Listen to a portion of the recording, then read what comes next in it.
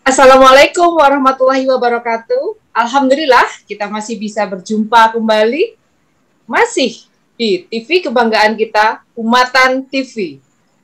Dan kali ini masih di acara Ngopi, Ngobrolin Politik Sore-sore bersama saya, Ning Monik Aniputra. Nah, seperti janji saya di episode-episode sebelumnya, di tayangan sebelumnya, ketika saya hadir menemui sahabat umat, pasti saya akan mengajak satu sosok yang luar biasa.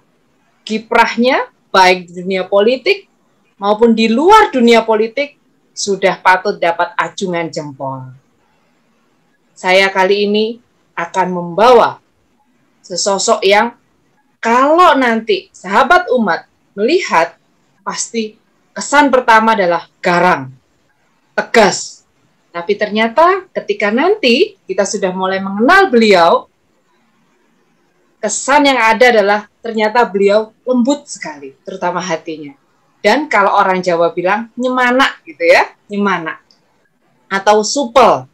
Baik, saya panggilkan yang terhormat Bapak Suwito. Assalamualaikum warahmatullahi wabarakatuh, Bapak. Waalaikumsalam warahmatullahi wabarakatuh, Ning Monik. Alhamdulillah, Pak Wito ini adalah Ketua TP3U Kota Surabaya. Nah, gimana sahabat umat? Bukankah seperti yang saya katakan tadi?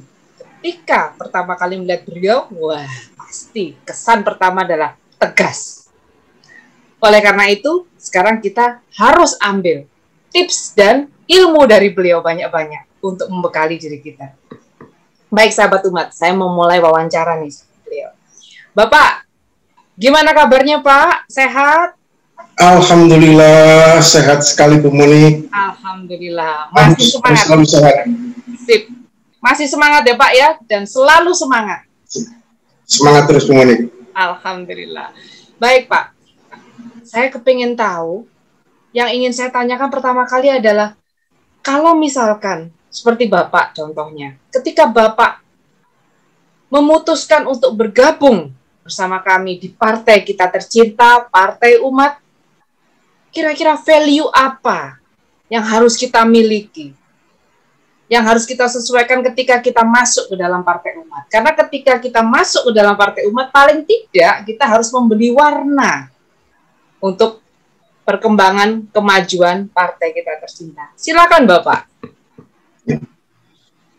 Terima kasih Bu Monik. Selamat malam. Assalamualaikum warahmatullahi wabarakatuh. Untuk sedulur-sedulur saya, Partai Umat di lingkungan DPW Jawa Timur pada umumnya dan khususnya untuk teman-teman saya DPD di wilayah Kota Surabaya. Jadi Bu Monik, kalau berkaitan dengan tips ini, ya sebagaimana diketahui bersama bahwa saya ini sebetulnya ya bukan orang yang punya background politik, atau bahkan mungkin selama ini ya hampir-hampir saya nggak pernah berkecimpung di dunia politik. Sehingga pada saat kita waktu itu ditawarin dalam nggak ketemu sama Pak Bagus, gimana kira-kira kalau mau masuk, waktu itu berpikir-pikir, namun kemudian yang membuat saya tergerak waktu itu, begitu dikasih tahu bahwa ini semua terproses atas inisiator dari Partai Umat ini, Pak Amin Rais, tersentuh dan tergerak.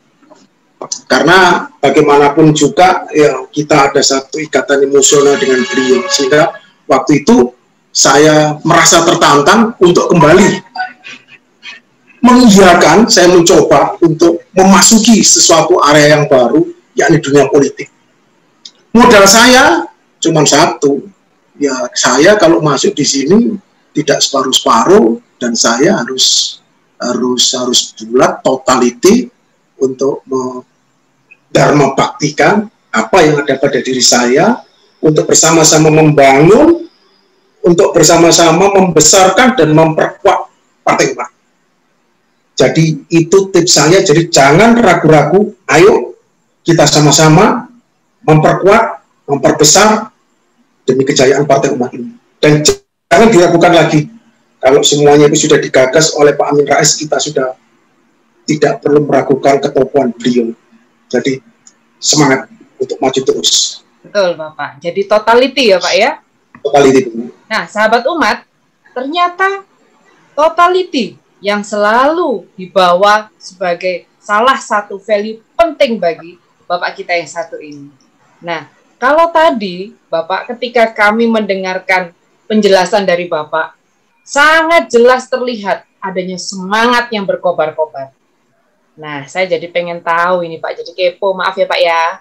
Nah, saya jadi pengen tahu ini bagi kami yang masih muda-muda ini, para kader, para pengurus, para simpatisan, bagaimana Bapak bisa membentuk para pengurus di DPD, TP3U, sampai nanti di DPC maupun di DPRT, itu kader-kader pengurus simpatisan yang militan Pak. Jadi pejuang-pejuang militan, gimana Pak caranya Pak?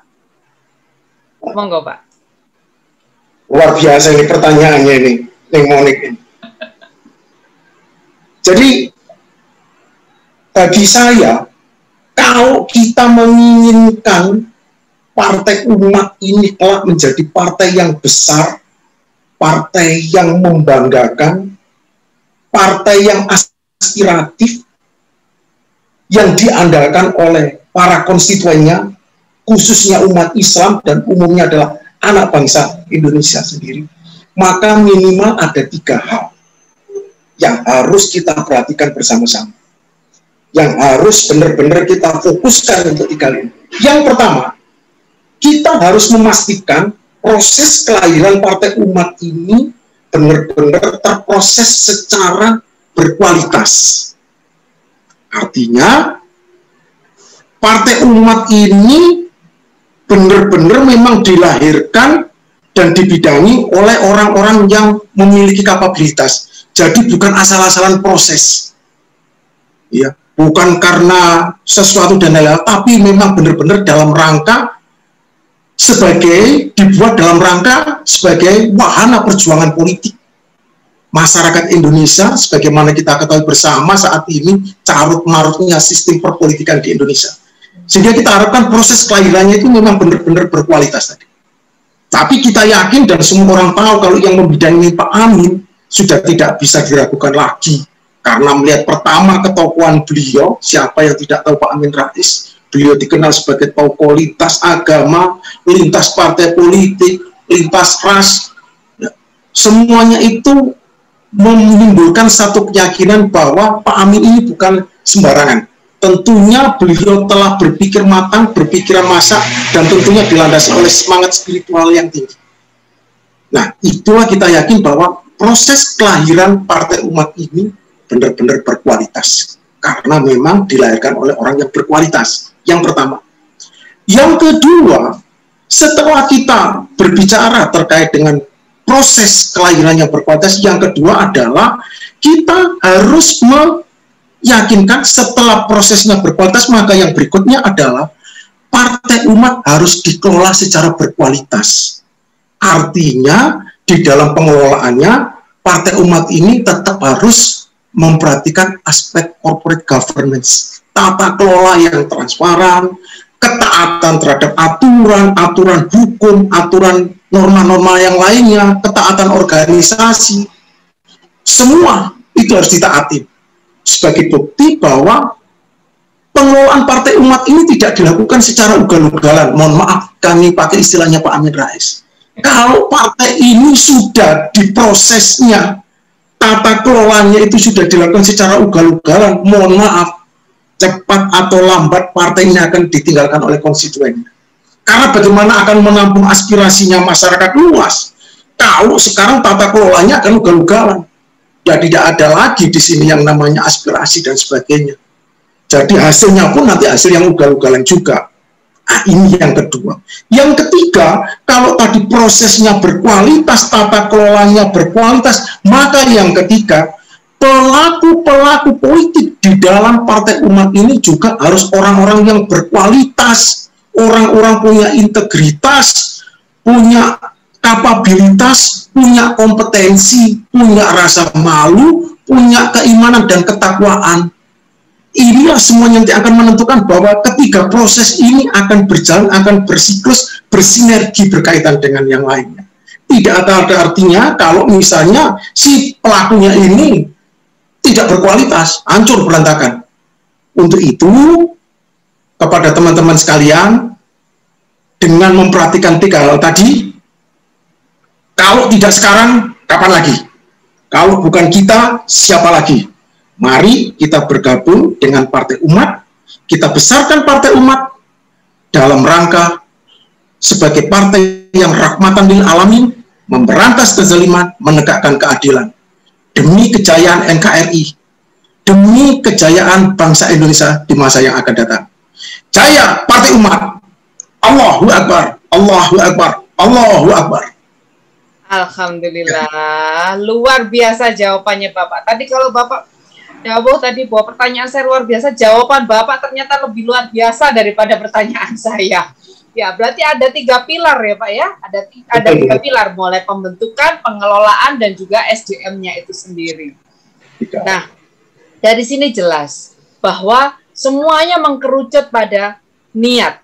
Mari kita satukan niat, karena visi sudah jelas sama, tinggal niatnya yang harus disamakan pula. Dan tetap mengusung yang namanya akhlakul karimah. Kira-kira begitu ya Pak ya? Ya. Tetap pada moto kita, selalu kita dengung-dengungkan pada saudara-saudara kita, sahabat umat, yaitu berantas kezaliman, tegakkan keadilan. Baik Bapak, singkat, padat, dan berkesan pertemuan kita pada saat ini. Terima kasih Bapak atas kehadirannya di studio kami. Semoga lain hari kita bisa berjumpa kembali, masih di dalam Umatan TV dan dalam acara Ngopi, Ngobrolin Politik Sore-sore dengan topik yang jauh lebih bermanfaat lagi. Matur nuwun rawuhnya Bapak, sampai ketemu lagi Pak Wito. Assalamualaikum. Waalaikumsalam warahmatullahi wabarakatuh.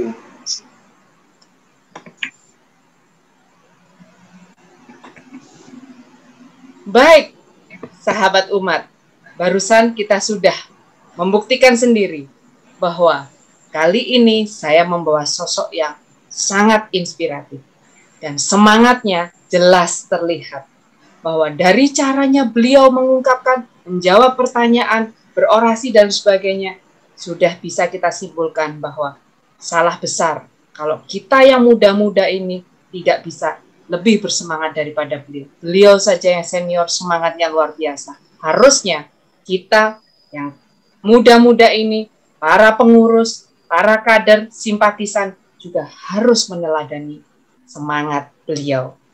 Baik sahabat umat, sampai ketemu lagi di lain kesempatan. Tetap pantengin terus Umatan TV. Masih dengan saya, Ning Monik Aniputra. Sampai ketemu lagi. Wabillahi taufik wal hidayah. Wassalamualaikum warahmatullahi wabarakatuh.